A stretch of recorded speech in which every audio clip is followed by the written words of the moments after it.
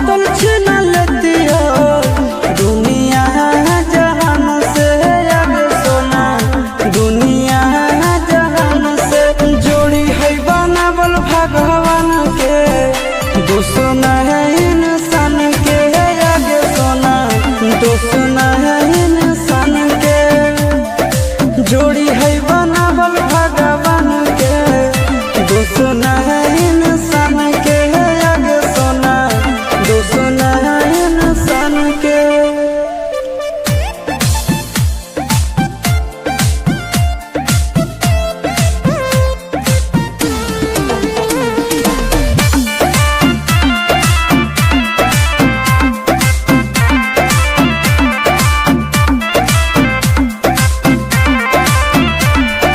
जन्मों से भले दोनों रहेंगे साथ में कहरम तो कभी विधाते के हाथ में आगे जन्मों से भले दोनों रहेंगे साथ में करम तो कभी विधाते के हाथ में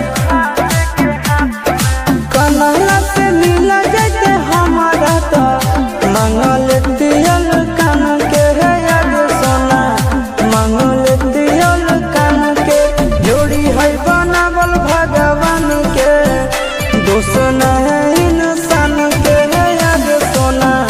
दुश्मन है भगवान के जोड़ी है बनावल भगवान के दुश्मन है इंसान के है आगे सोना दुश्मन है इंसान के।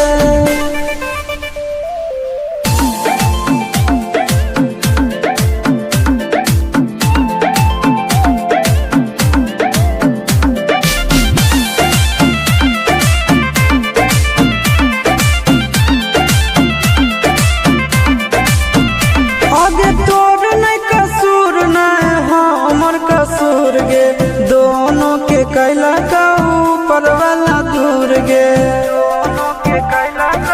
ए सोना आगे तोर नहीं